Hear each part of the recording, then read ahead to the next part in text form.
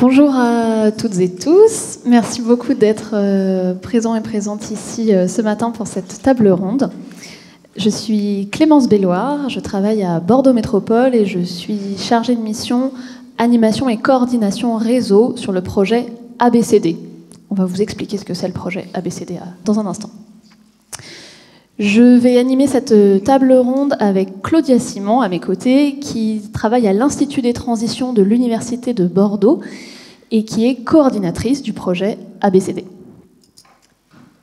Bonjour à toutes et tous, et je vous présente les deux autres membres de l'équipe opérationnelle de ce projet ABCD, qui sont juste derrière vous, Samantha Février et Laura Guimberto. Samantha qui est en charge de la médiation scientifique du projet, qui travaille à l'Université de Bordeaux dans le service sciences avec et pour la société, et Laura Guimberto qui travaille ici à Bordeaux Métropole à la Maison éco-citoyenne en charge de la communication et de l'événementiel.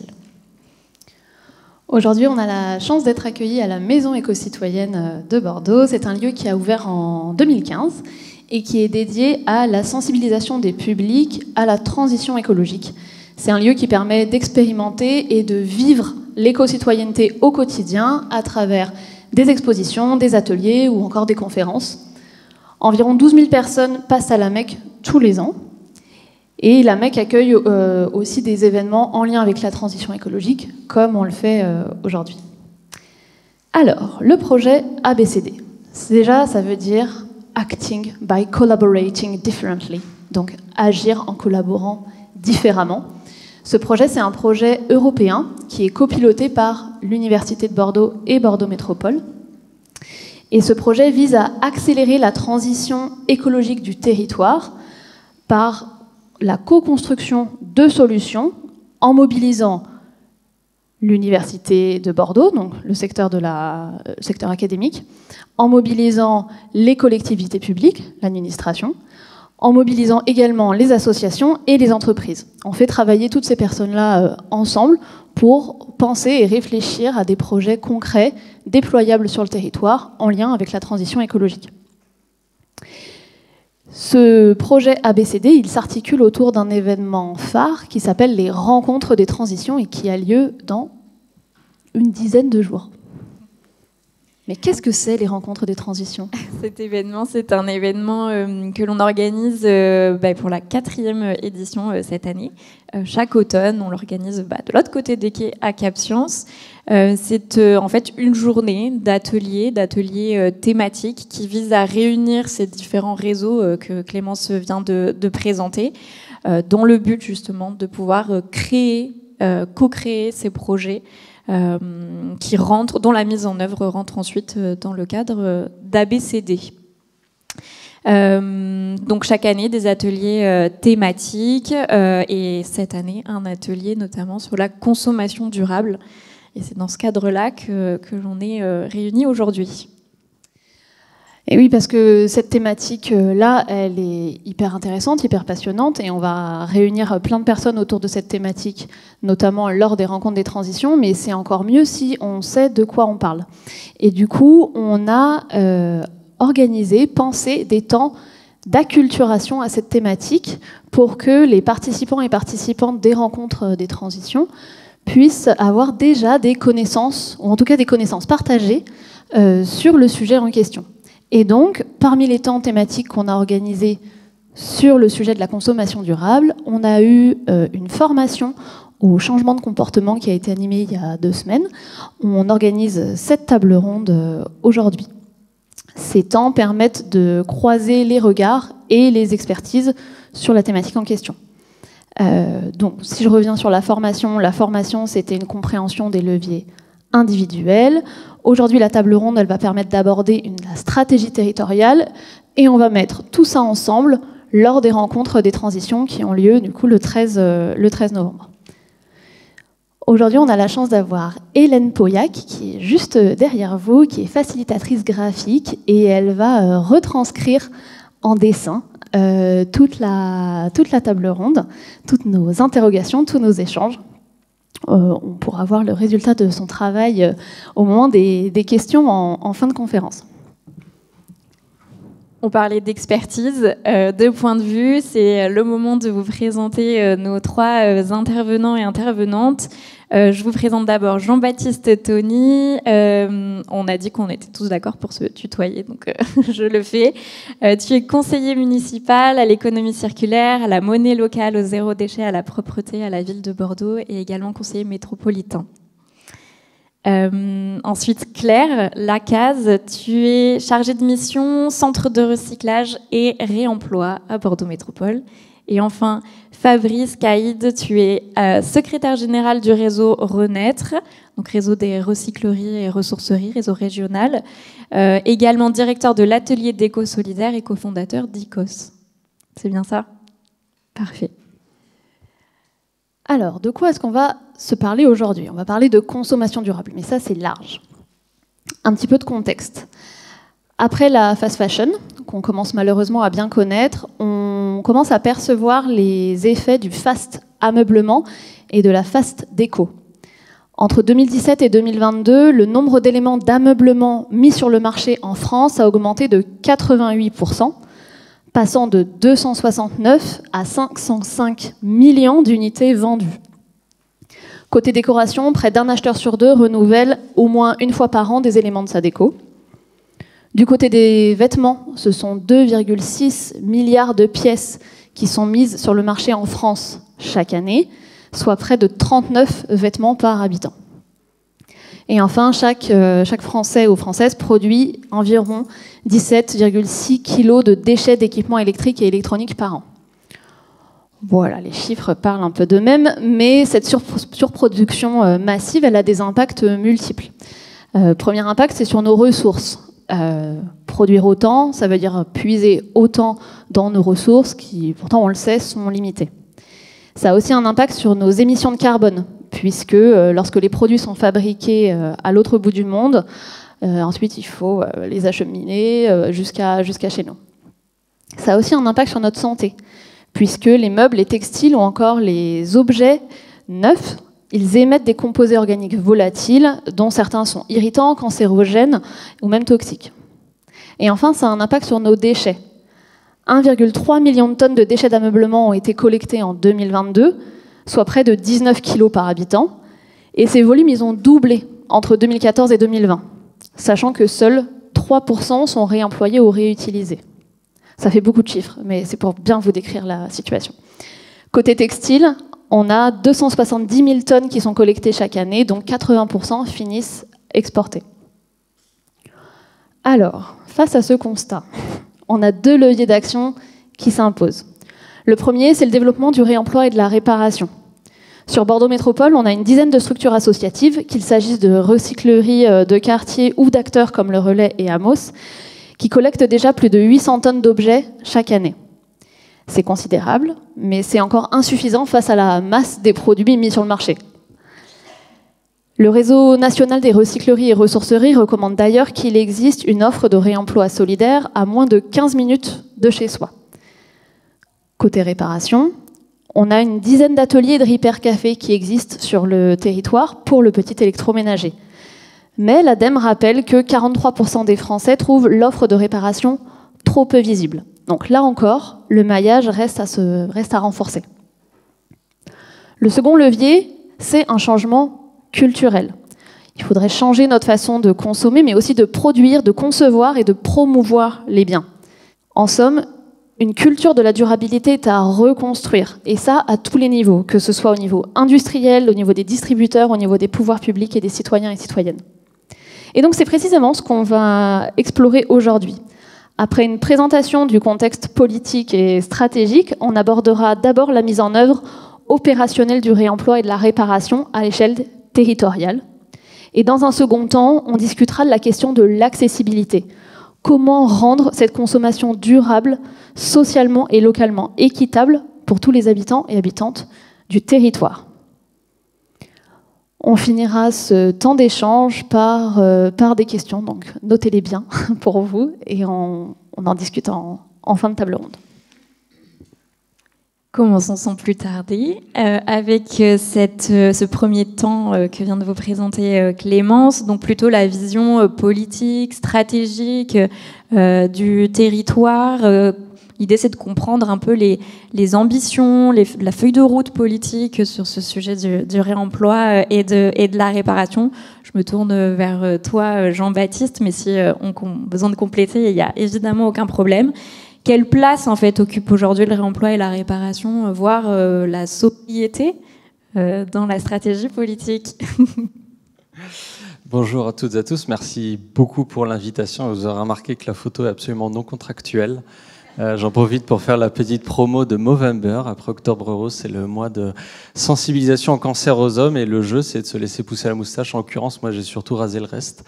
Mais voilà, ça reviendra, vous inquiétez pas. J'ai 10 minutes pour répondre. Alors j'ai envie de dire 10 minutes, c'est trop long pour la réponse courte et c'est trop court pour la version longue. La réponse courte, c'est d'un point de vue de la stratégie de Bordeaux Métropole, le réemploi, la réparation et la sobriété a une place extrêmement importante. La réponse longue, c'est mais. Voilà.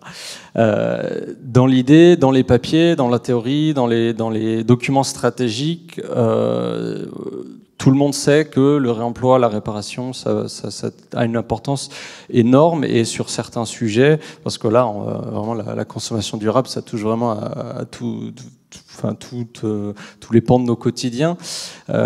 Certains sujets étaient travaillés depuis un peu plus longtemps. La sobriété, les consommations d'eau, les consommations d'énergie notamment, c'est quelque chose qui est travaillé depuis un certain temps.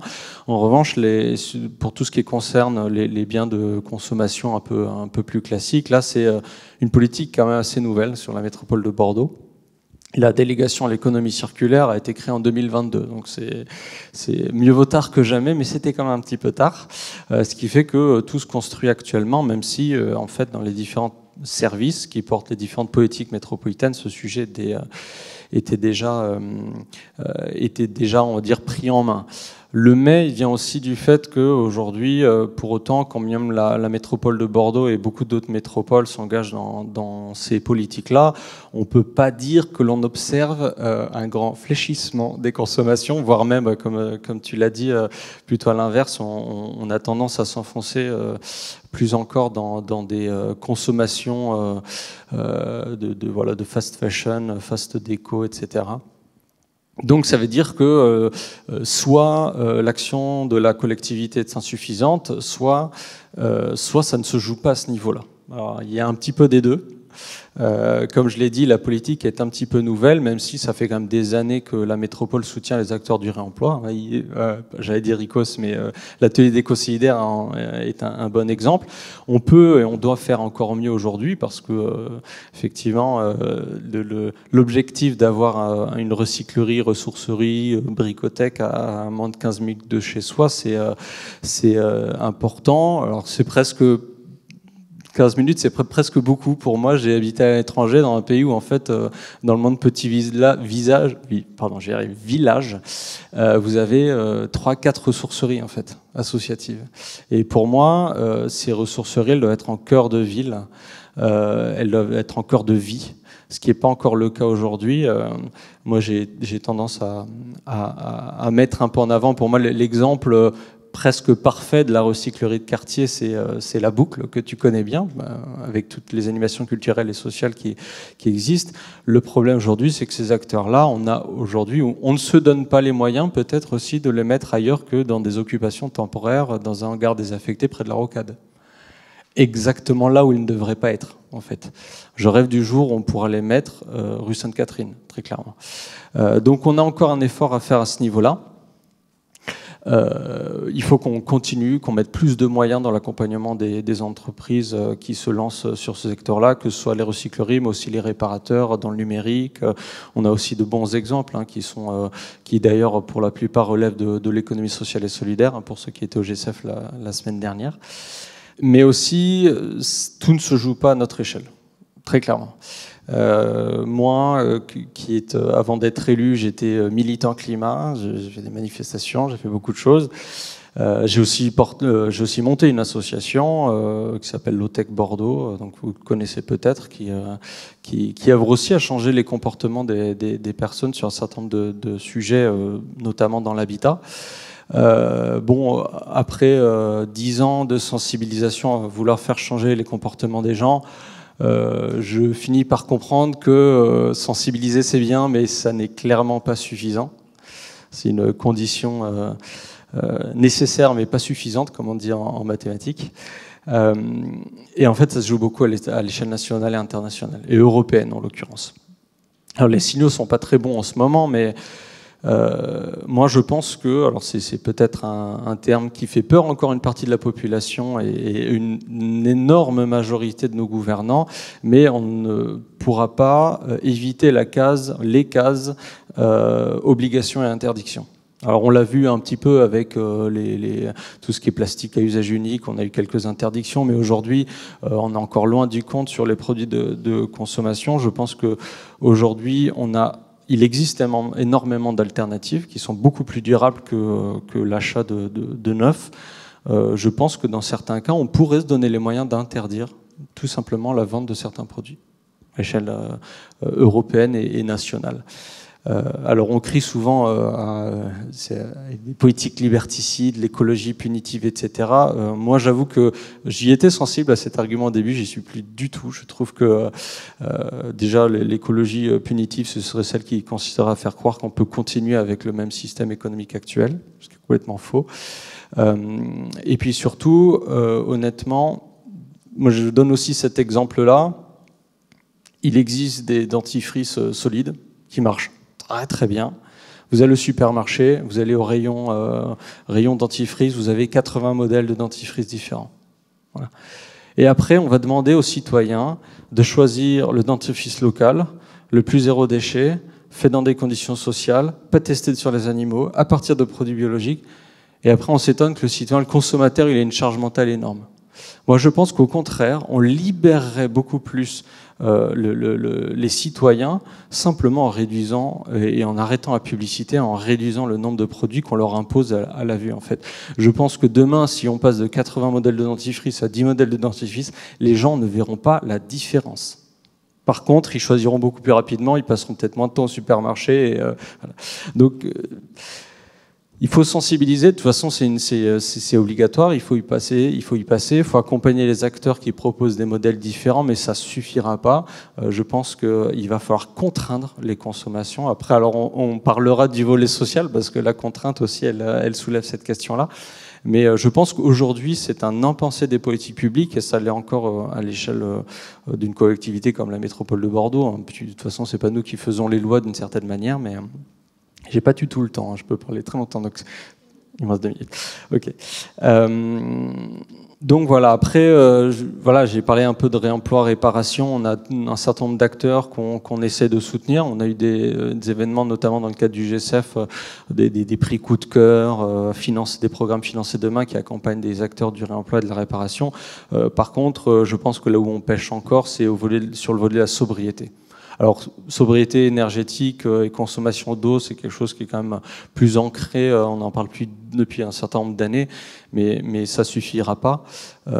Et ça, encore une fois, ça se jouera pas à l'échelle de la métropole, même si on avance un peu, puisqu'on est en train de mener sur la métropole depuis janvier une étude de métabolisme territorial, qui permet de regarder en fait nos consommations non plus par le prisme de la quantité de déchets qu'on produit, et donc pour éviter de réduire les déchets, il faut réemployer, mais plutôt de se dire quelle est la quantité de ressources à l'origine que le territoire consomme, et donc pour réduire cette quantité-là, parce que c'est dans des proportions qui sont clairement pas durables, dans ce cas, il faut mettre en place le réemploi et la réparation, et d'autres outils notamment. Mais ça, c'est une mesure qui est assez forte. Alors, on est encore en pleine étude. Elle devrait sortir mi-2026, cette étude, et aboutir à la feuille de route économie circulaire de la métropole. Mais en tout cas, c'est intéressant parce que ça change aussi le récit de la préservation des ressources et le récit de la sobriété. Sobriété, c'est pas juste pour faire joli parce qu'on produit trop de déchets, c'est une question de survie aussi de nos sociétés humaines dans une planète qui est finie, avec des consommations que l'on croit pouvoir faire croître indéfiniment, alors que ce n'est pas possible.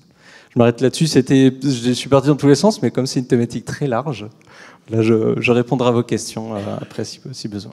Gardez bien vos questions, effectivement. Merci Jean-Baptiste. Donc une délégation à l'économie circulaire, une étude de métabolisme, une feuille de route, économie circulaire en construction, des acteurs soutenus, mais aussi le besoin évoqué d'aller aussi sur d'autres échelles nationales, européennes. Si on revient à l'échelle métropolitaine, Claire, je me tourne vers toi. Qu'est-ce que tu peux nous dire de cette déclinaison en fait opérationnelle à l'échelle métropolitaine de cette politique et de cette stratégie? Oui. Alors, bonjour à tous aussi. Merci pour cette table ronde et ces questions. À l'échelle métropolitaine, alors moi je suis à la direction des déchets. Et on a un plan stratégique déchets qui a été voté par le Conseil métropolitain en 2022.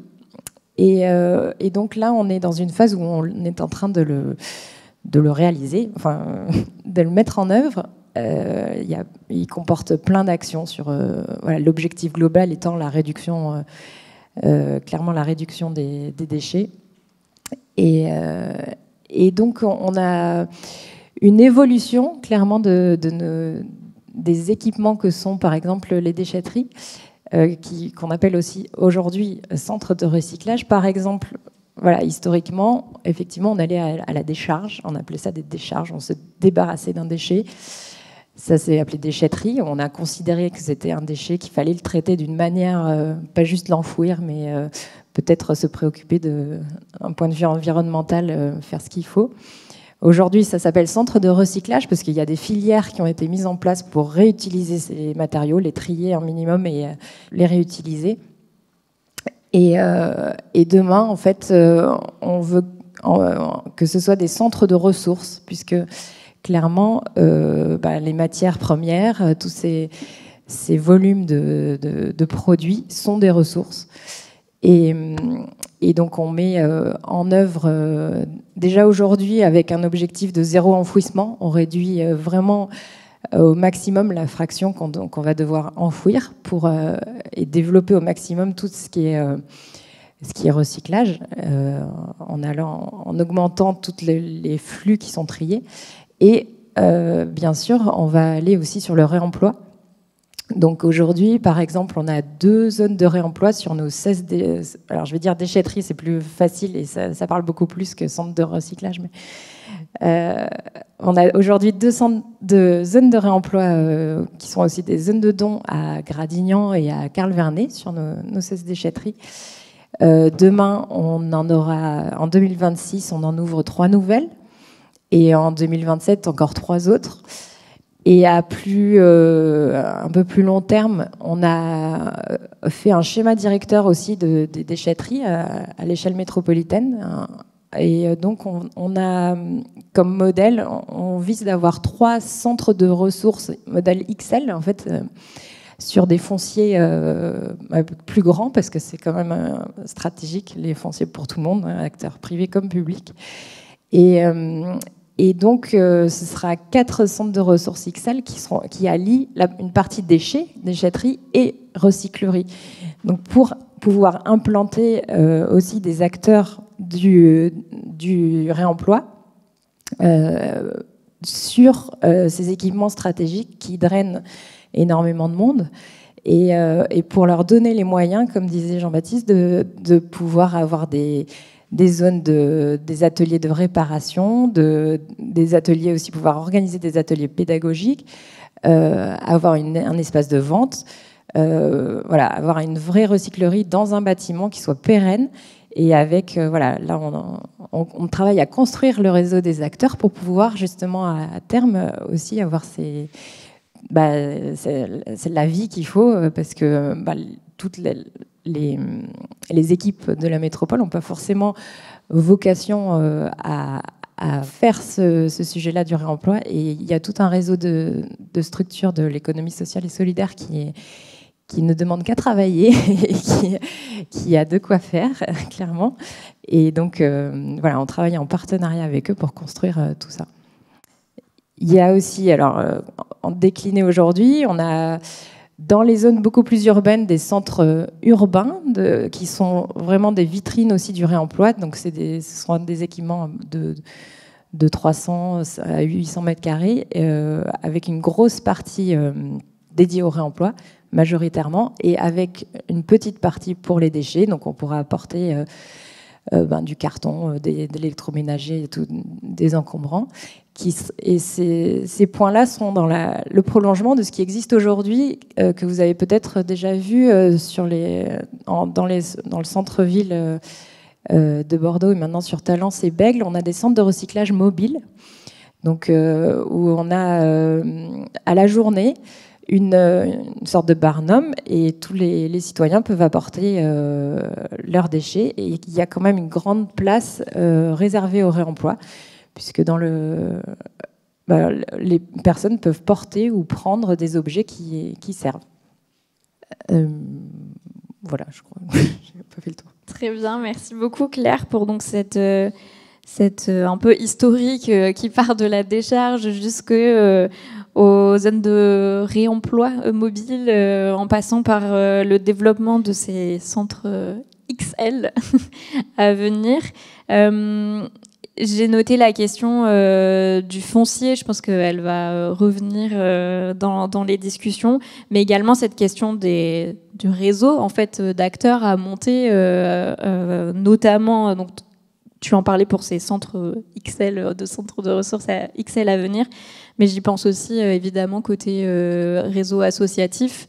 Fabrice, toi tu es à la fois secrétaire général du réseau des ressourceries et recycleries, tu es aussi cofondateur de ce grand projet qui est ICOS, et aussi directeur d'une recyclerie là en proximité qui est l'atelier d'éco-solidaire.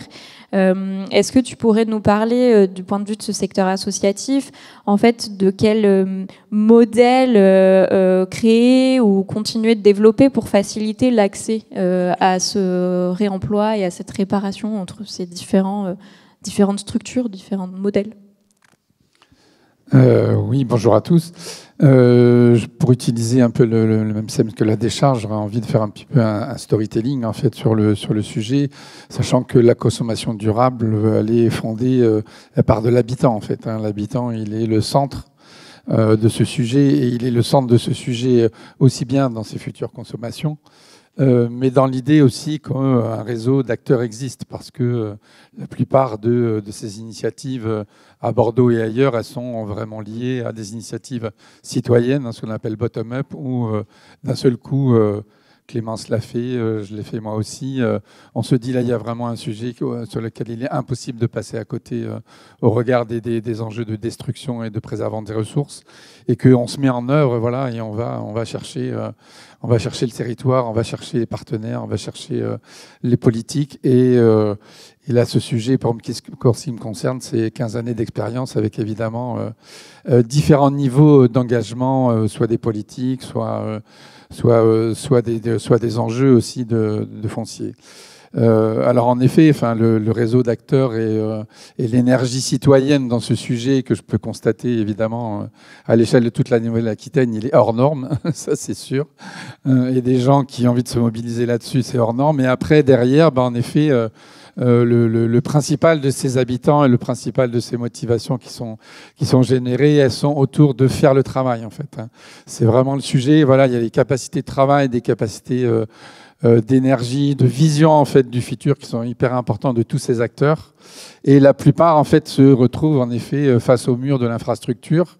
Là, c'est vraiment l'enjeu hyper important, c'est comment on met en œuvre ce travail, toutes ces énergies qu'on arrive à capter, les salaires qu'on peut verser, les bénévoles qu'on peut mobiliser, et toute l'intelligence qu'on peut mettre dans ce système, parce qu'on voit que chaque structure qui a pu avoir au moins un local pour se épanouir, à quel point le projet de départ et puis l'épanouissement possible, il est large. C'est en effet le sujet de l'infrastructure.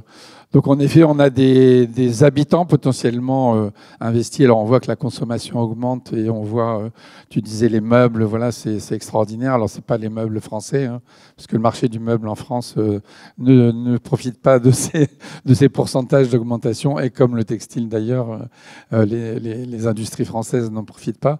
Donc c'est cette logique de comment une collectivité se saisit de cette énergie citoyenne qui, elle, va être le vecteur de possible, parce que, en effet, décider demain de consommer de seconde main, de consommer en recyclerie, la proximité, elle est extrêmement forte. La qualité du lieu d'accueil, elle est extrêmement forte. Voilà, quand on est des hangars, comme chez nous, là, depuis 13 ans, où il fait très froid, il fait très chaud, voilà, c'est quand même un hangar, c'est pas un lieu, c'est pas une boutique, etc. Et quand on a la chance d'avoir fait l'expérience, parce que un bailleur qui avait un local vide nous a permis d'accéder à la promenade Sainte-Catherine avec Icos, on voit bien à quel point les gens ont une énergie, enfin voilà, on tout de suite déclenche, et aussi d'avoir les regrets quand on est obligé d'arrêter, parce qu'évidemment, dès que quelqu'un est capable de payer le loyer de ce lieu, on nous demande de retourner potentiellement dans nos hangars, s'il ne sera pas à Icos, mais qui sera dans quelques années, puisqu'on est réinstallé du coup à Ginko. Voilà, donc je pense que c'est vraiment ce qui est vraiment le centre, ce qui est vraiment intéressant. Potentiellement, d'ailleurs, les habitants sont aussi ceux qui votent. Donc, on peut considérer que là aussi, ils ont. Donc c'est vraiment la clé, elle est l'habitant, en fait, hein, dans tout ça. Est-ce que tu peux préciser en quelques mots ce que c'est Icos pour éventuellement quelques personnes qui ne sauraient pas ce que c'est? Oui, c'est ça. Alors, pour revenir à ce que je disais, le problème d'infrastructure, il était quand même assez collectif de pas mal d'acteurs du territoire. Et en plus, il rebondissait depuis quelque chose qui est un mantra depuis 15 ans, c'était comment construire des infrastructures pour les réemplois, qui était le projet à l'époque de 2010, qui était le projet politique de 2010. Donc il y a eu plusieurs essais comme ça, plusieurs rebondissements, plusieurs acteurs qui se sont mobilisés pour reconstruire ces bâtiments. Et puis en 2017, ça fait déjà 8 ans qu'on est sur le sujet. Là, on a refait un groupe d'acteurs, on n'a pas lâché l'affaire en fait. On n'a pas lâché l'affaire, on a avancé tout le temps. On a trouvé aussi des moyens d'ingénierie, et donc là avec énormément de partenaires, de partenaires publics, des fondations, etc. Donc la différence, en effet, c'est que là on n'a vraiment pas lâché. Et puis là, au fur et à mesure, là en effet, on est à l'aboutissement avec 9 acteurs qui vont s'installer dans un lieu où il y aura des sites de production et une galerie marchande, mais surtout un lieu expérientiel, un lieu où on pourra se poser, vivre des choses. Et donc 9 acteurs du réemploi en local. Voilà. Sur des sujets variés. Voilà, l'idée c'était d'avoir une offre globale de tous les sujets, qu'il y ait des matériaux, des textiles, des jouets, du D3E, vraiment avoir l'offre globale, vraiment. Et puis aussi avoir la possibilité de réparer avec les gens, d'avoir des lieux comme ça où on peut se poser, voilà. Et donc, selon toi, il y a une complémentarité entre ces structure XL, méga structure, on va dire, qui regroupe plusieurs acteurs, des recycleries plutôt de proximité. Comment ça s'articule avec les déchetteries XL à venir? Voilà, si on a un petit peu de temps, si vous voulez échanger à 2 ou 3 voix sur ce sujet, l'articulation en fait sur le territoire de ces différentes propositions. Oui, si je peux compléter, Icos, ce sera un format, mais moi j'ai commencé dans le quartier du Grand Parc avec une boutique de 120 mètres carrés. Et là aussi, on a été confronté à un paiement de loyer à un moment donné qui nous a obligés de fermer. Mais c'était une énergie incroyable, en fait, tout ce qui était sur le quartier, les gens apportaient. C'est vraiment dans un centre commercial qui était vraiment moribond. C'était vraiment tellement évident d'avoir ce foncier disponible, de l'utiliser. Et c'est marrant parce que justement, sur le G7, j'ai recroisé Jean-Noël Galvan, pour le citer, qui est maintenant à Vinci et qui avant était à Incité, qui nous avait mis ce local à disposition. Et qui est vraiment dans cette logique-là, c'est que à proximité, en fait, on a énormément d'opportunités. Là, il y a une transformation complète des aubiers où il me dit qu'il y a des milliers de mètres carrés là, en pied d'immeuble demain, qu'on ne sait pas de quoi on va faire dedans.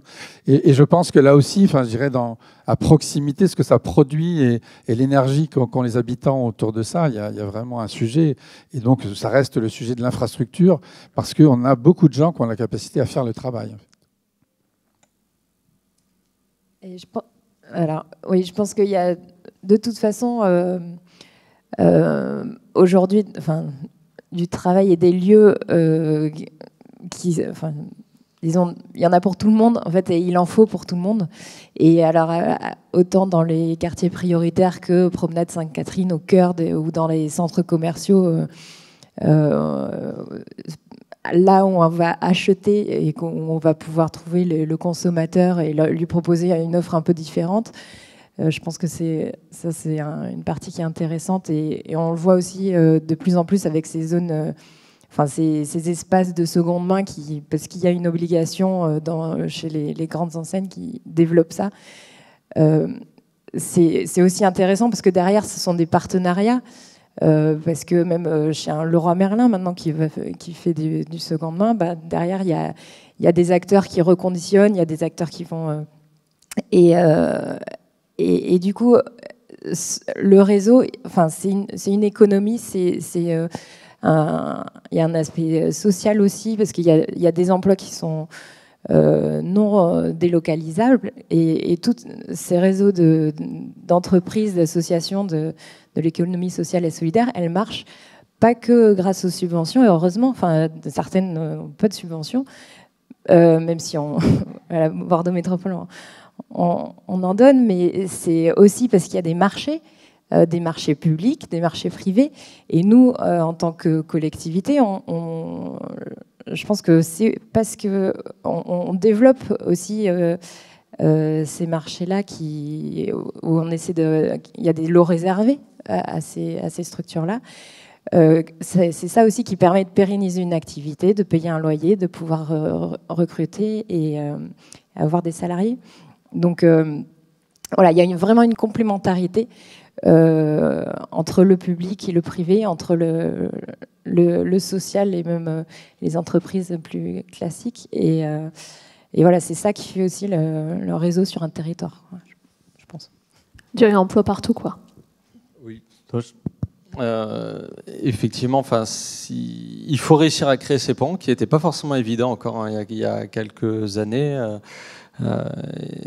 L'administration, alors il y a eu aussi du changement de personnes et d'agents qui sont arrivés avec beaucoup d'énergie aussi, parfois, souvent qui venaient de ces milieux-là, donc ils ont mis en œuvre ces coopérations, mais ça a longtemps été très très très difficile. Et pour autant, effectivement, il y a une complémentarité énorme parce que entre un centre de recyclage métropolitain ou une recyclerie de quartier, on va pas toujours traiter les mêmes déchets de la même manière, on n'a pas les mêmes filières derrière, donc ça veut dire aussi que la complémentarité elle doit être logistique pour que le déchet puisse aller rejoindre la bonne filière qu'il faut au bon endroit.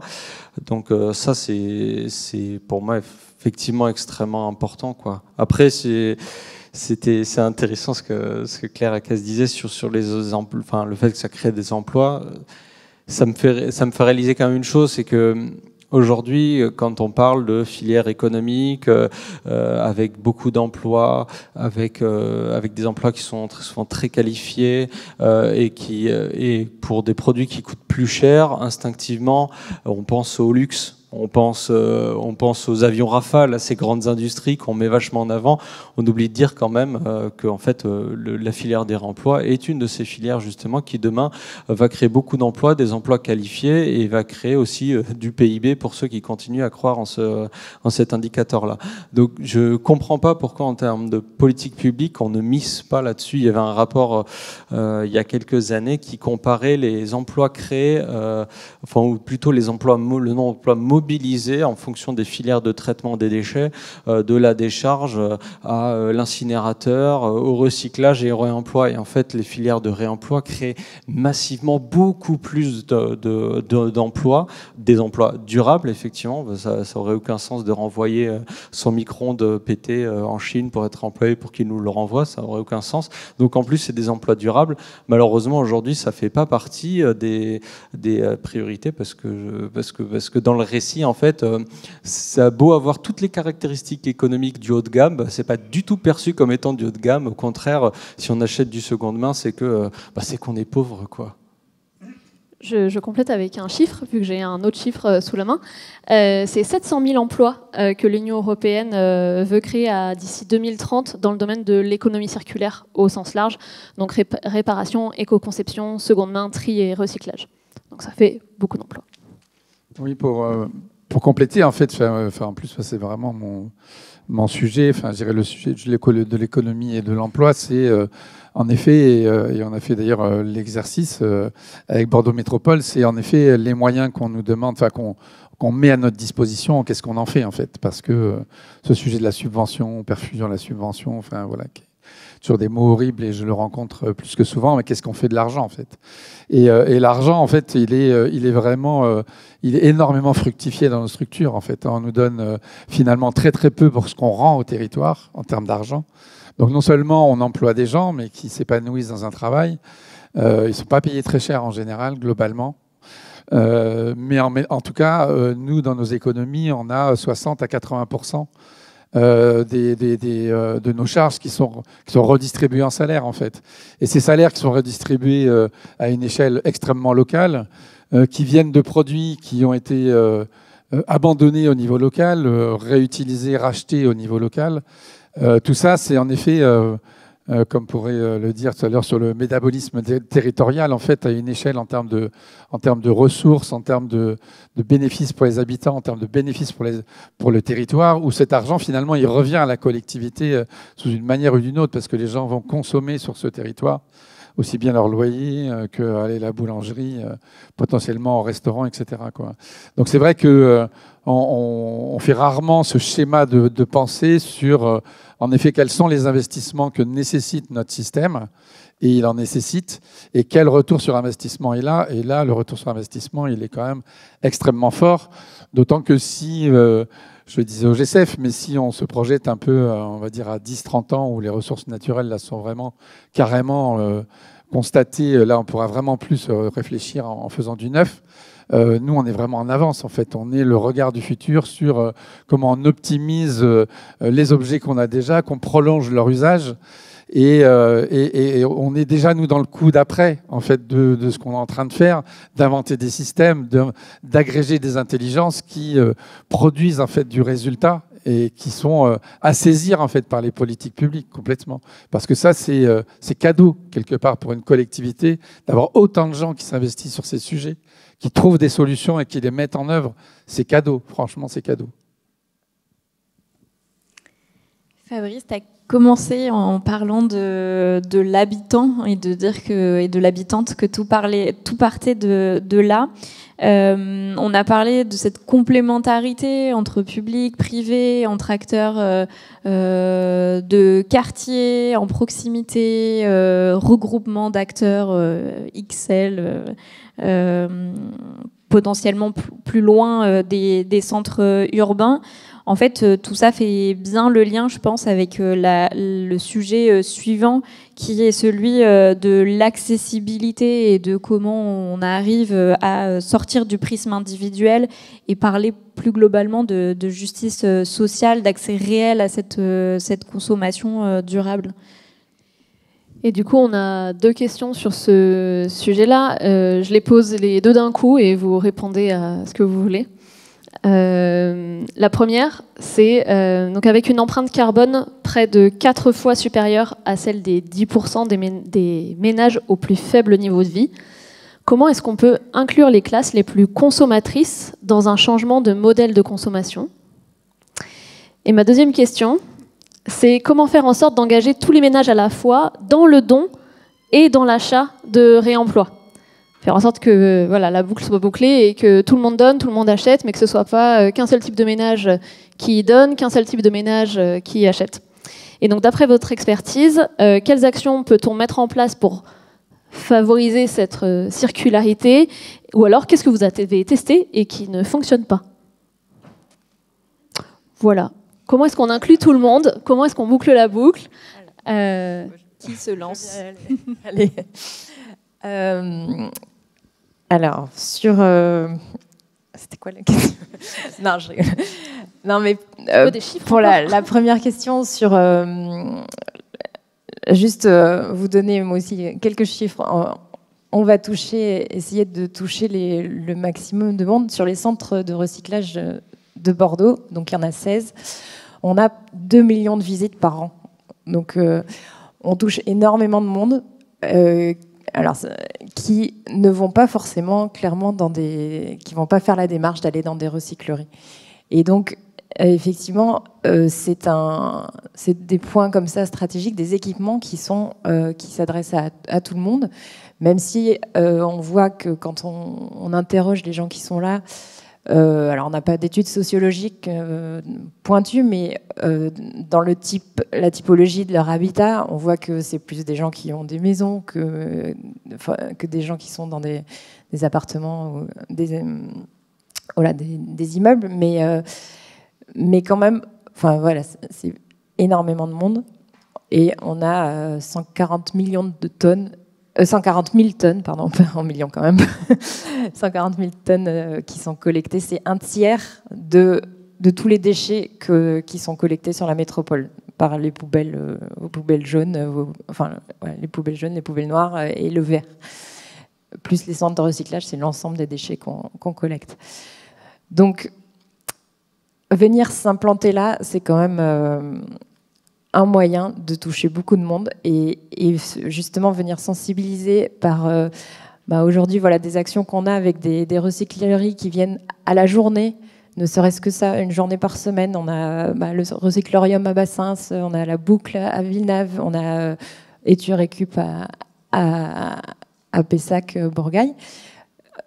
C'est déjà une première action. On a ces zones fixes. Demain, on lancé un appel à projet pour que aussi tous les acteurs se structurent et viennent gérer ces 3 petites zones. Alors, elles sont encore à des échelles un peu, peut-être pas, un peu réduites. On voudrait qu'elles soient plus grandes, mais c'est vrai que l'espace est quand même contraint. Donc, on a ces acteurs qui vont venir encore dès l'année prochaine. Et le but de leur présence, c'est aussi que de faire connaître. C'est pas juste récupérer ou donner des objets, c'est surtout faire connaître, donner un autre regard sur le déchet et pouvoir, peut-être éveiller des personnes qui seraient pas spontanément allées dans des lieux, où il faut faire une démarche, il faut. Ok, donc implanter des solutions de réemploi, voire de réparation, peut-être un jour, dans des lieux qui sont déjà connus du grand public et de tous les types de ménages. Oui, il y a aussi, je voulais aussi donner l'exemple du mois de la collecte numérique qui est organisé tous les mois de mars. Et c'est un dispositif qui se développe où on va collecter tous les équipements numériques. Donc là, il y a un réseau de, je crois, il y a une 40aine de points. Donc c'est des centres de recyclage, mais surtout c'est des mairies, les mairies de quartier, enfin des mairies, des centres d'animation. Il y a tout un réseau qui est développé. C'est aussi dans les bâtiments de Bordeaux Métropole. Au début, c'était destiné au personnel de Bordeaux Métropole. Aujourd'hui, c'est vraiment clairement orienté vers le grand public.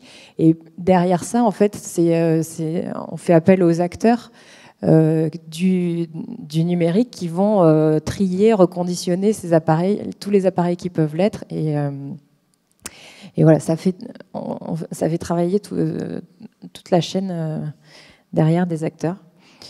Voilà ce que j'avais à dire. Très bien. Est-ce que Fabrice, Jean-Baptiste, est-ce que vous avez des clés sur comment est-ce qu'on inclut tout le monde, y compris les classes les plus consommatrices, dans ce changement de comportement? Oui, alors en effet, je dirais que quand on a une ressource financière, etc., et qu'on la dépense, on peut considérer que ça a un certain nombre de vertus et surtout une sorte de légitimité de l'injonction de consommer, d'autant qu'elle est en permanence sollicitée par la publicité, par la représentation, enfin voilà le sujet de la consommation. Et donc le pendant, en effet, pour l'avoir vraiment promenade Sainte-Catherine constatée, quoi. C'est justement d'avoir la capacité d'avoir l'alternative, en fait, de s'intégrer comme ça de manière insidieuse dans ce système et potentiellement le détourner. Voilà. D'autant que, de mon point de vue, de manière psychologique, quoi, dans les injonctions qu'on a aujourd'hui à faire, le climat, la planète, enfin voilà, même si ça diminue un peu en ce moment comme intention, il y a malgré tout dans le cerveau de chacun l'idée qu'il faut quand même agir, quoi. À un moment donné, c'est quand même assez présent. Ça ne l'est pas de manière majoritaire, mais il y a toujours cette petite graine, même si elle n'est pas vraiment consciente. Et que pour l'avoir constaté, quand on donne aussi la capacité à impliquer les gens à un moment donné, enfin voilà, à avoir un cycle de leur donner accès, enfin de les impliquer, etc. Il y a vraiment des ressorts qui sont vraiment les ressorts quelque part de la gratification. Enfin, faire dans l'écologie aujourd'hui, c'est la ressource, à mon avis, la plus grande de ce qu'on peut espérer du futur et celle qui aussi apporte le plus aussi de gratification comme ça, qui ne sont pas liées forcément à la consommation et qui sont réelles. Enfin, moi, je suis typiquement le gars des années 80, surconsommation. Enfin, voilà, c'était un tel projet, un beau projet de société, la consommation. Enfin, voilà, tout le monde s'épanouissait à acheter des trucs, n'importe quoi. Et finalement, on s'est fait un peu avoir avec un bonheur complètement illusoire, quoi, toujours à renouveler en permanence. Et que là, cette solidité en fait de la transition écologique, enfin pour moi, l'avoir vécu vraiment pour bien en parler, et l'épanouissement qu'elle procure en fait des gens qui s'y impliquent, à mon avis, ça c'est le ressort sur lequel qui donne le plus d'espoir. Et donc, il faut être là où on peut interpeller les gens. Alors, en effet, 2 millions de gens en déchetterie, donc pour potentiellement répondre à ce marché, ça va quand même être assez éphémère le contact qu'on a avec les gens. Mais des fois, il ne faut pas grand-chose. En fait, pour que les gens déclenchent, il faut des fois de la simplicité ou de la proximité. Et après, les gens, ils vont loin, parce qu'il y en a, après, ils rentrent là-dedans, ils se rendent compte que ça leur fait du bien, en fait, d'être acteurs, d'agir. Et là, ça deviennent vraiment des gens qui...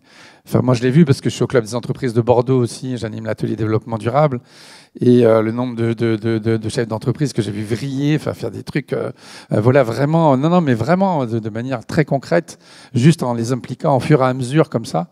Et de venir dans les chaînes d'hôtels, à virer les bouteilles d'eau, à enlever Nespresso. Enfin, il faut trouver le fil en fait, qui engage les gens dans ce qu'ils peuvent ressentir de gratification dans cette transition écologique.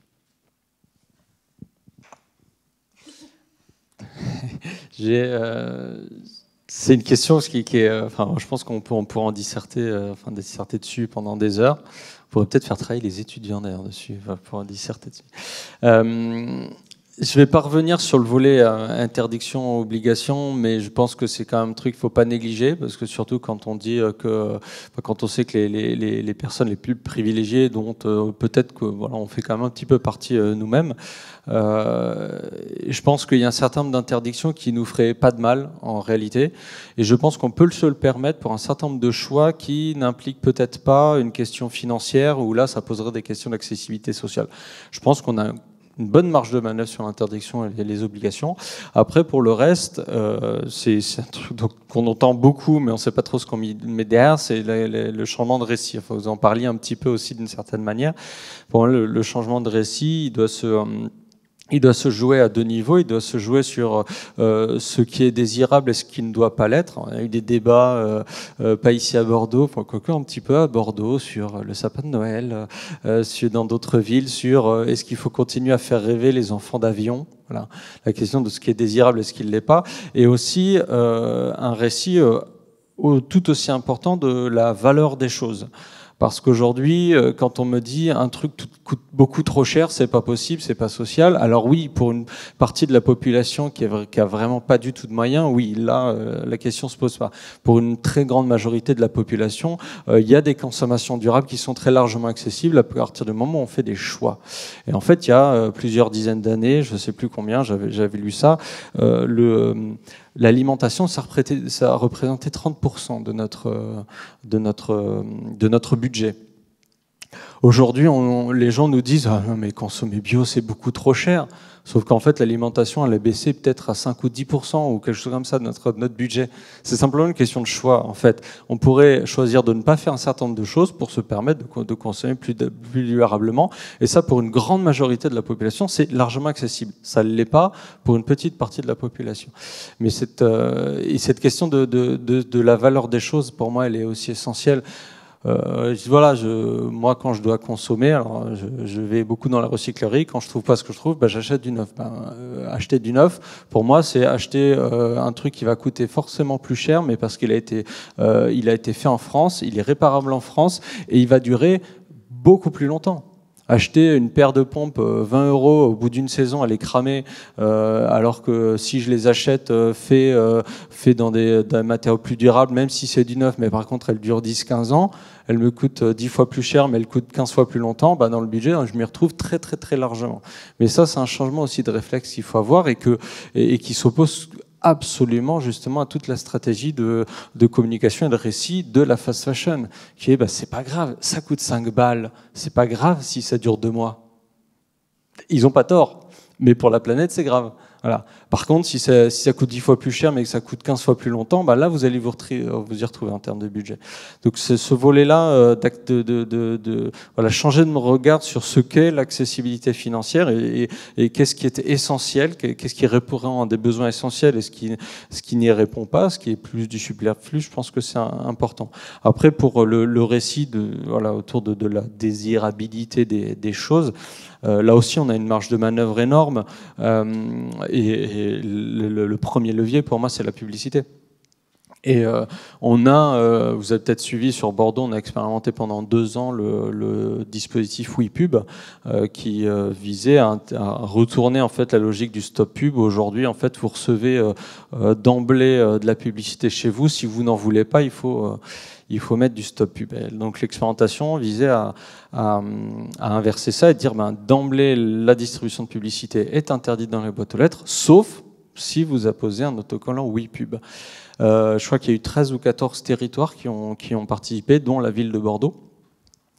Et ça a été un succès fou. Je crois que sur Bordeaux, le taux de satisfaction était de plus de 80%. Et en moyenne, sur les 13 territoires qui ont participé, on était à plus de 65% de taux de satisfaction. Et donc 65% pour le gouvernement, c'est pas évident. Donc ils ont décidé de ne pas pérenniser cette mesure. Ils ont trouvé que les résultats n'étaient pas clairs. 65%, c'est mieux que des résultats au présidentiel d'un certain nombre de présidents. Mais là, ça paraît plus clair dans ce cas-là. Bref, je suis extrêmement frustré parce qu'on a passé du temps, on a dépensé de l'argent public des collectivités pour mener à bien cette expérimentation. Tous les territoires voulaient continuer, l'État dit non. Et en plus de dire non, c'est même pas, ils ont dit on généralise pas, ils ont dit on ne généralise pas et on vous interdit de pérenniser dans vos territoires. Ça, c'est la lettre qu'on a reçue du ministère. Donc ça me fout en rage parce que je me dis, si on n'est pas foutu en France, dans l'État, quand on est de simplement changer un stop pub pour un oui pub, honnêtement, c'est pour ça que je disais que ça se joue pas à l'échelle locale, franchement. On va pas y arriver. Et la question de la publicité, elle est essentielle. Alors ce qui me fait rire, c'est qu'au moment alors vous allez le retrouver sur Internet parce que ça a quand même fuité. Au moment où on recevait la lettre pour nous dire non, les résultats sont pas si clairs que ça, en fait, sortait un rapport sur la publicité en France et sur son adéquation avec la transition. Alors j'ai plus le titre en tête, mais en gros, comment faire de la publicité un levier de la consommation durable. C'est presque un truc comme ça. Bon, je pense que quand ils ont lu le rapport, ils ont dit non, on ne va pas le publier. Et il a fuité, bien évidemment. Et ce rapport est extraordinaire parce qu'il dit très clairement tout ce qu'on se dit là sur le fait qu'aujourd'hui, la publicité bénéficie avant tout aux très grandes industries et en particulier aux industries qui sont les plus polluantes. Que c'est un levier majeur, qu'il faudrait faire plein de choses, qu'il faudrait la restreindre, etc., etc. Évidemment, comme le rapport n'est plus du tout officiel, on n'en retire rien. Mais je pense que là, on a une marge de manœuvre énorme après, les territoires avancent, agissent un peu là-dessus, parce qu'il y a beaucoup de collectivités en France, y compris à Bordeaux, où des panneaux publicitaires ont été supprimés, les panneaux numériques ont été supprimés, mais aujourd'hui, force est de constater que de toute façon, même si on lève dans l'espace public, aujourd'hui, elle est partout, même dans nos smartphones. Vous allez sur Internet, vous êtes assez de publicité.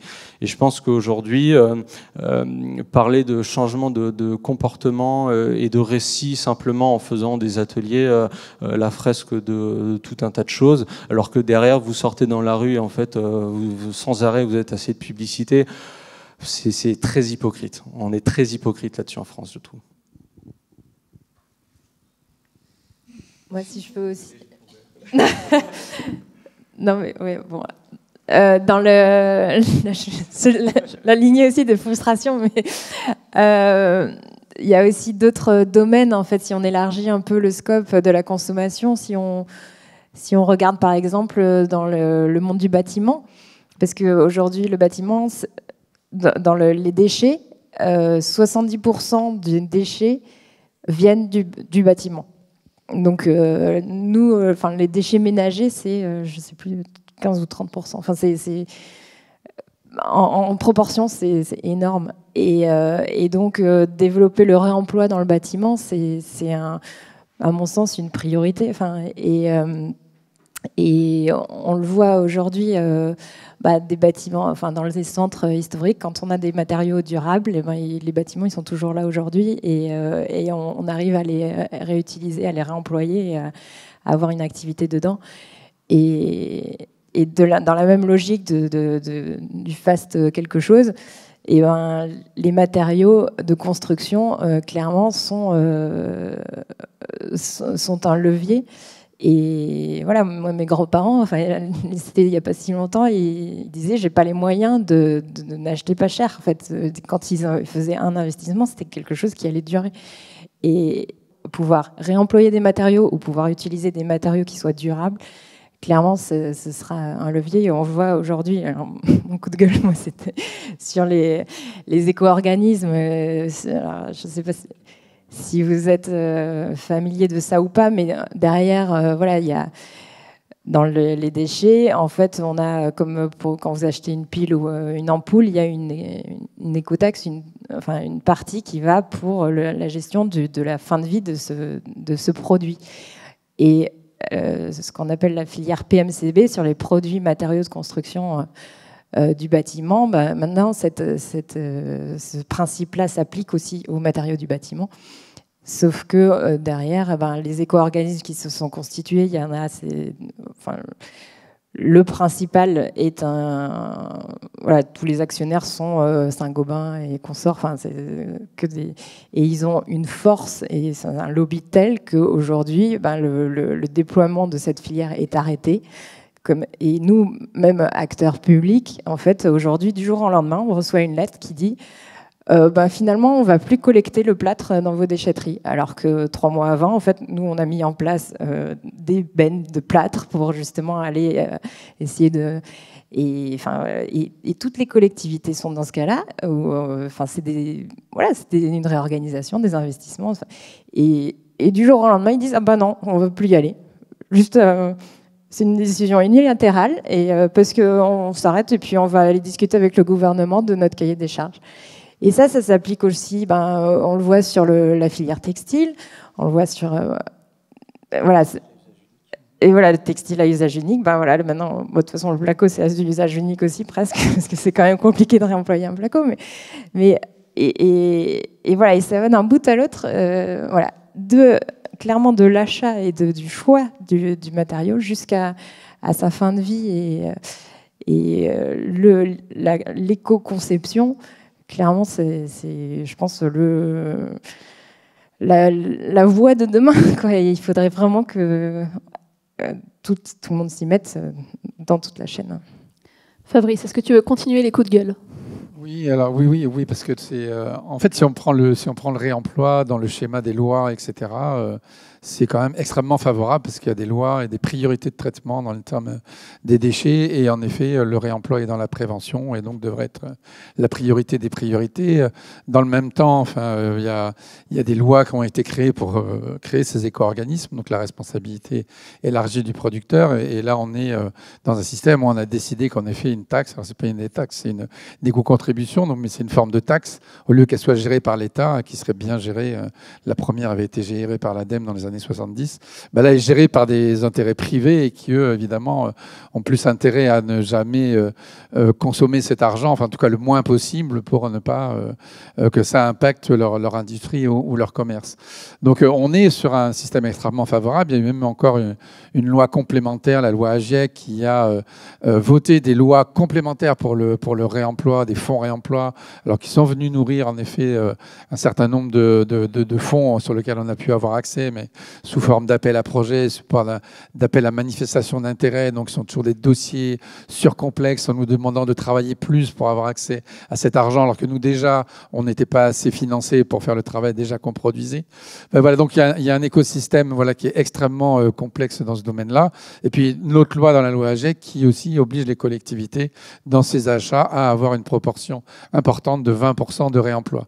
Donc, dans tout ce système, en fait, qui est finalement avec des lois, des législateurs qui mettent des lois en place et qui sont plutôt favorables, ben, le problème, c'est que derrière, ben, il y a le respect, alors des fois des collectivités locales, mais aussi des fois l'injonction de l'État, la capacité de l'État à pouvoir imposer à ces éco-organismes, en fait, la réglementation, les enjeux qui leur sont demandés, et pas faire des réserves financières extraordinaires. Pour avoir malheureusement vécu la disparition d'un gros acteur du tri du textile en Dordogne qui traitait 3000 tonnes de textile et avoir participé à quelques rendez-vous après avec la collectivité, ils se rendaient compte finalement que tout ce textile, tous ces volumes de textile que ne traiterait pas cet acteur, d'un seul coup allait se retrouver évidemment dans les déchetteries, allait se retrouver à la charge de la collectivité parce que la loi 75 dit que quand on abonne un objet ou n'importe quelle matière, c'est un déchet, et donc de la responsabilité de la collectivité, et que là, d'un seul coup, le peu de moyens qu'avait besoin en plus l'acteur pour continuer son travail, ben là, ça allait devenir des factures extraordinaires pour aller incinérer, parce qu'aujourd'hui, le textile, pour s'en sortir, il faut l'incinérer.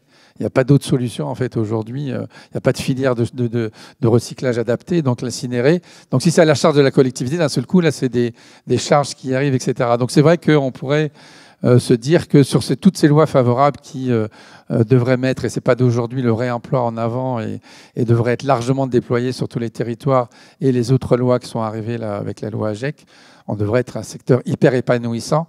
Mais voilà, on est des territoires qui sont très épanouis, mais il y a encore un chemin important à faire avec des lois très favorables et en effet un acteur public, notamment national, où on pourrait espérer beaucoup plus de facilité à imposer la loi que le font auprès de nos concitoyens.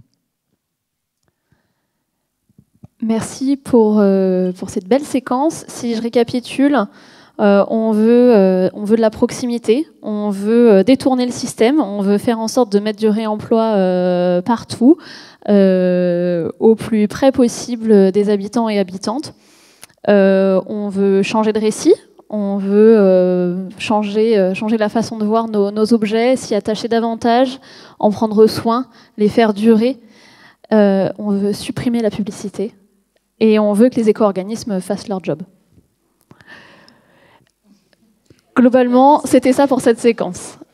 On va passer maintenant à vos questions, mais on a une petite logistique technique. Hélène, est-ce que tu veux venir t'installer? Parce que du coup, Hélène dessine tout ce qu'on se raconte depuis tout à l'heure, et on va utiliser son support dessiné, graphique. Donc c'est parti pour les questions. Déjà, merci pour vos interventions qui ont été très riches. Il ne faut pas oublier qu'on sort du mois de la résilience avec Bordeaux Métropole, mairie de Bordeaux, et toutes les communes qui ont été bien impliquées avec la réserve citoyenne métropolitaine, qui a bien servi. Nous avons eu quand même pas mal d'acteurs. ICOS est bien connu comme envie. Ce qui m'a surprise, c'est que vous ne parliez pas du sel, ce qui est quand même une association, enfin, moins connus maintenant, malheureusement, ce qui est un peu dommage, parce que c'était des échanges de services, justement. Et je pense qu'il faudrait le remettre en marche, entre guillemets, dans toutes les communes. Donc le CEL, le système d'échange local. Voilà, exactement. Qui est de l'échange entre particuliers. Entre particuliers, et c'est excessivement demandé. Vous parliez de recyclage, d'ICOS, effectivement, qui a un énorme succès. Je l'ai connu aussi au passage. Sainte-Catherine, il y avait une énorme publicité à ce niveau-là, de bouche à oreille. Ça manque de communication au niveau des réseaux sociaux. Vous parliez de recyclage, effectivement, j'y suis tombée par hasard, effectivement, des stands qui expliquaient qu'on pouvait prendre et donner, ce que je trouve extraordinaire, mais pas assez de communication. On passe par hasard. Pourquoi, dans ces cas-là, il ne serait pas opportun de se mettre dans les vides-greniers? Pourquoi pas? Parce que c'est du recyclage aussi, d'une certaine façon. Pour mieux se faire connaître, c'est un peu désordre mes questions, excusez-moi. Faire effectivement un travail avec la résilience, l'économie sociale et solidaire, ensemble, voir comment on peut réunir nos points de vue, notre recyclage, parce que je trouve que c'est excessivement important. Vous dites, ça touche pas toutes les personnes. Moi, quand je vais à ICOS, qui est maintenant vers Bordeaux-Lac, malheureusement, on le voit pas. C'est pas évident de le voir. Il faut le reconnaître aussi. Pourtant, il y a beaucoup de travail qui sont faits, du réemploi, un accueil chaleureux, etc. Il faut pas l'oublier. Vous dites le réemploi. Qu'est-ce que deviennent ces personnes du côté humain derrière? Parce que ce sont souvent des CDD. De la réinsertion aussi sociale, et félicitations pour le faire. Travailler ensemble, donc je disais, bon, pour l'économie sociale et solidaire, centre de recyclage mobile, alors tout le monde ne peut pas y aller. Les moyens de locomotion, c'est bien de ramener quelque chose, mais quand on n'a pas les moyens de locomotion, ce n'est pas permis à tout le monde.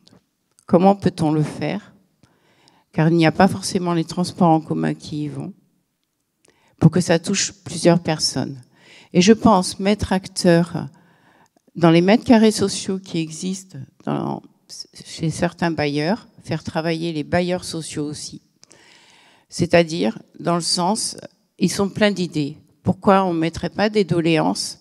Il y a des gens qui se disent « Ouais, mais ça doit être pas très propre, les vêtements de seconde main. » Tout cela, tous ces a priori, ces croyances, comment les faire retirer de ces personnes?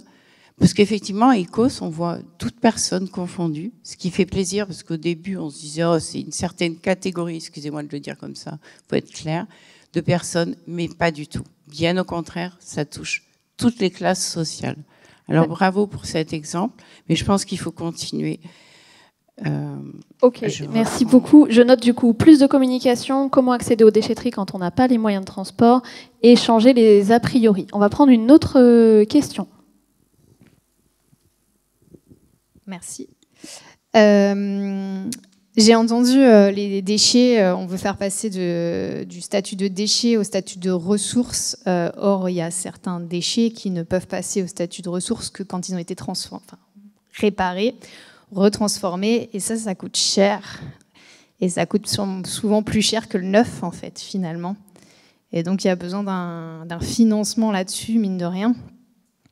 Et du coup, pourquoi pas aller creuser du côté de l'autoréparation, qui aussi touche à la gratification, on a parlé de gratification, et du fait de rendre les citoyens et citoyennes en capacité de réparer leurs propres objets. Ce qui permettrait aussi peut-être de jouer sur le côté customisation, parce que des fois quand on achète quelque chose pour durer longtemps, c'est vrai que c'est aussi sympa de racheter des nouvelles choses pour avoir des nouvelles tendances, etc. Donc si on est en capacité de faire de l'autoréparation ou de customiser, ça permet aussi de changer régulièrement. Donc voilà, je n'ai pas beaucoup entendu parler de l'autoréparation, donc je me permets. Très bien. On On va s'arrêter là pour ce premier tour de questions. Je ne sais pas qui veut prendre la parole. Allez-y. Alors, pour commencer par l'auto-réparation, juste, les lieux qu'on développe, qui ouvriront pour les centres de réemploi urbain et puis les centres Excel à plus longue, peut-être à plus longue échéance, mais ce sont justement des lieux qui pourront accueillir des ateliers de réparation et comme il en existe dans certaines recycleries aujourd'hui, mais en tout cas des points pérennes de réparation pour apprendre, pour expliquer. Pour répondre à Madame sur l'accessibilité, on a justement développé ces centres de recyclage mobile justement pour compléter la carte des centres de recyclage classiques en allant s'implanter dans les zones, ce qu'on a appelé zones blanches, c'est-à-dire dans le plan stratégique a défini une carte où on est à plus de 10 minutes en voiture d'une déchetterie. Et donc, on voit qu'en fait, tout le centre de Bordeaux et la partie sud, Bordeaux-Sud, Bègles, Talence, on est loin, on est très éloigné. Donc, c'est pour ça que là, depuis octobre, simplement, mais enfin, il y en avait quelques-uns qui avaient démarré, mais depuis octobre, on a 16 lieux où on revient tous les 15 jours ou tous les mois. Et c'est vraiment un dispositif de proximité. C'est pensé comme un dispositif de proximité avec une communication, alors peut-être qu'elle a un peu de retard, mais dans des boîtes aux lettres sur les 500 mètres autour de la place sur laquelle va s'implanter ce dispositif. L'idée étant que les gens puissent, avec un caddie, avec ce qu'ils ont, et puissent revenir aussi, faire plusieurs allers-retours s'il faut. Sans forcément être véhiculés. On va dans les zones les plus denses où les gens n'ont pas forcément de voiture, où ils peuvent être âgés, où ils ne conduisent pas. Donc ce dispositif-là est un peu fait pour ça.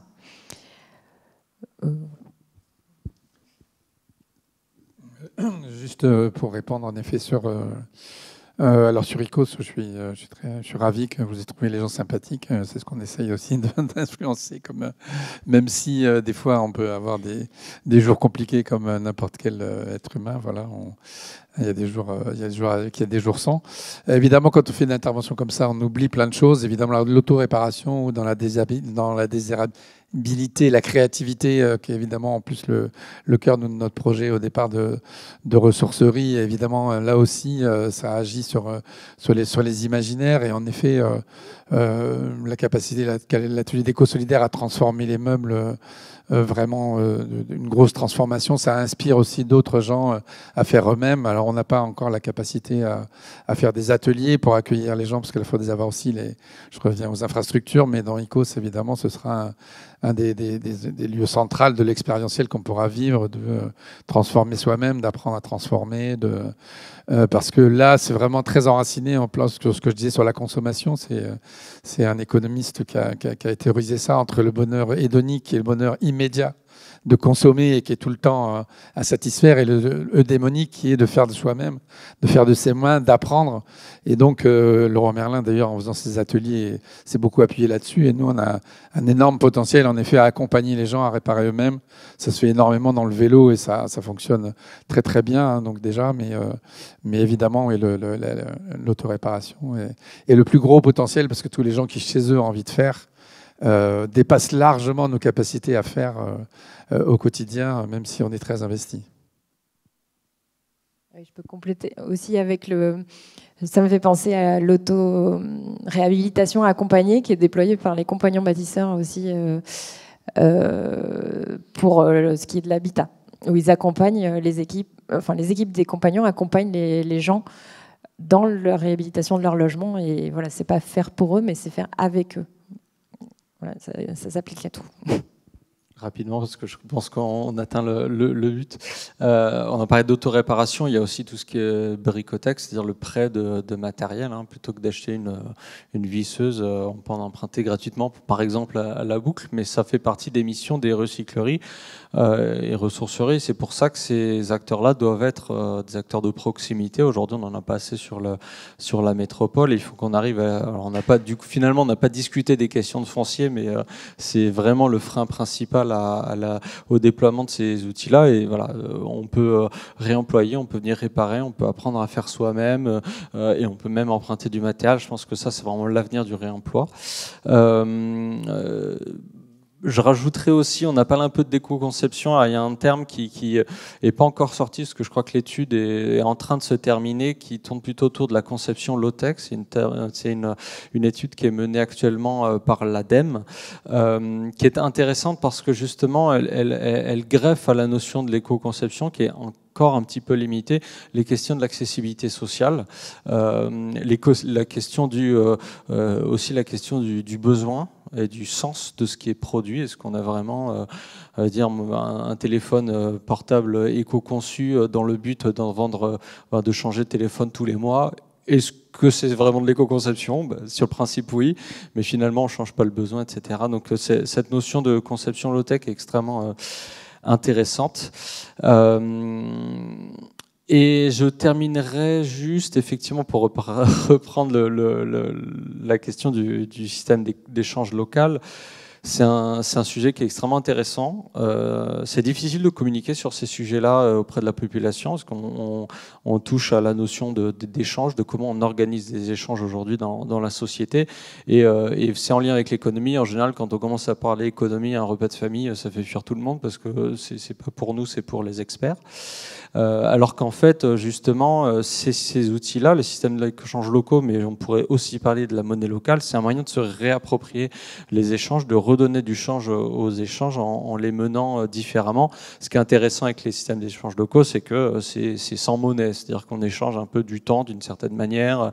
J'ai passé du temps à faire cette tarte, eh bien, je te l'échange contre le même temps que tu passeras à recoudre, je sais pas, ma chemise qui est trouée, par exemple. Et ça, c'est effectivement... on redonne du sens à l'interaction sociale aussi dans le réemploi.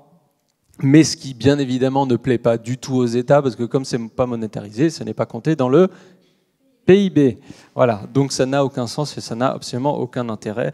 Il vaut mieux payer des gens à faire des trous dans des chemises et payer d'autres gens à réparer des trous dans les chemises. Pour le PIB, c'est beaucoup mieux. Ça n'a aucun sens, mais c'est beaucoup mieux. Donc ces systèmes-là, je vous invite à vous y intéresser. C'est pas forcément le rôle d'une collectivité de les mettre en œuvre. Par contre, la collectivité peut les accompagner, mais ça reste un outil citoyen. Donc je vous invite, pour celles et ceux qui ne connaissent pas, à vous renseigner sur les CEL et aussi sur la monnaie locale, puisque la semaine dernière, nous avions le G7, mais nous avions aussi les premières rencontres européennes des monnaies locales à Bordeaux. Et on en a une sur la Gironde qui s'appelle la GEM. Voilà, petite conclusion. Merci à tous les trois.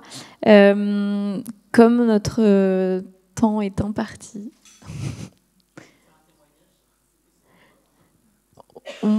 petit témoignage. Alors moi, je suis de Pessac. On est depuis 25 ans un groupe de consommateurs engagés dans le développement durable. Maintenant, c'est la transition autour de l'association Terre d'Adèle. On est CEL. On est AMAP, on est écolieu dédié à la permaculture, on est aussi sur une dynamique zéro déchet. Alors juste un petit coup de gueule parce que nous on voulait développer justement ce récit sur le bonheur de la sobriété et de la seconde main. D'ailleurs moi j'ai un certain nombre de vêtements de seconde main que je porte aujourd'hui et j'en suis fier. On voulait le déployer sur un des quartiers de Pessac. Et malheureusement, Bordeaux Métropole a refusé de nous accompagner. Donc ça, c'est un peu regrettable. Peut-être que là, c'est l'occasion aujourd'hui de renouer des liens et puis de repartir sur une dynamique. Voilà, je pense que là, il y a un vrai gisement de la façon de valoriser tout ce chantier de la sobriété qui fait surtout rabat-joie pour certains, mais qui fait le bonheur aussi de plein d'autres. Et notre association, elle est complètement là-dedans. Voilà, on soutient un tas d'initiatives. On voilà, moi je souhaiterais que Bordeaux Métropole nous accompagne à nouveau, puisqu'on a été sur un appel à projet zéro déchet pendant un certain temps, et puis on a dû licencier la personne, et finalement la personne qu'on a formée, maintenant c'est elle qui s'occupe des bornes alimentaires de Bordeaux Métropole. Donc voilà, on n'a pas travaillé pour rien, loin de là. Mais voilà, je pense que l'idée de récit, d'accompagnement et de faire quelque chose d'un peu enchanté sur cette histoire de consommation durable, il y a des acteurs sur l'agglomération qui ne sont pas soutenus par Bordeaux Métropole et qui mériteraient de l'être. Merci. Par ailleurs, on l'est sur l'aspect alimentation, hein, parce qu'on fait partie du consommation. Parce que là, on n'a pas parlé d'alimentation dans la consommation. Moi, ça m'a semblé bizarre, mais parce que c'est quand même voilà, c'est un sujet, un vaste sujet. Mais nous, on est soutenus dans ce cadre-là par Bordeaux Métropole. Mais pour le reste de nos actions, on aimerait bien aussi pouvoir être reconnus sur ces fonctions. Merci. Effectivement, c'est quelque chose qu'on n'a pas précisé dans la thématique que l'on traite cette année sur la consommation durable. Nous n'avons pas inclus l'alimentation. Enfin, si, c'est ce qu'on a précisé en introduction, d'ailleurs, en parlant de décoration, d'habits, de mobilier. L'alimentation a été déjà traitée il y a 2 ans et est un sujet qu'on a traité à part, mais qui fait évidemment partie de cette question-là. Je vous laisserai peut-être échanger. C'est effectivement tout l'intérêt de ces temps qu'on organise, de faire du lien entre les acteurs. On voulait conclure, remercier évidemment nos intervenants, nos intervenantes, vous dans le public pour être venus, avoir posé vos questions à nos intervenants. Le travail d'Hélène sera communiqué, on va le diffuser sur nos différents sites, on l'enverra par mail également à la suite de cette matinée, et il sera également visible donc lors de notre atelier de la 4e édition des Rencontres des Transitions qui aura lieu le 13 novembre. L'atelier est complet, on est contente de ça. En revanche, si vous n'êtes toujours pas inscrit, si vous n'avez pas pu vous inscrire à l'atelier, vous pouvez toujours venir le 12 au soir, ici même. Ça sera la soirée d'ouverture de cette 4e édition des Rencontres des Transitions qui vous permettra de pouvoir voir également tous les projets qui ont été mis en œuvre suite aux précédentes éditions. Vous avez un petit QR code pour vous inscrire juste à côté de l'espace café en haut. Voilà, je vous remercie et fin de cette table ronde.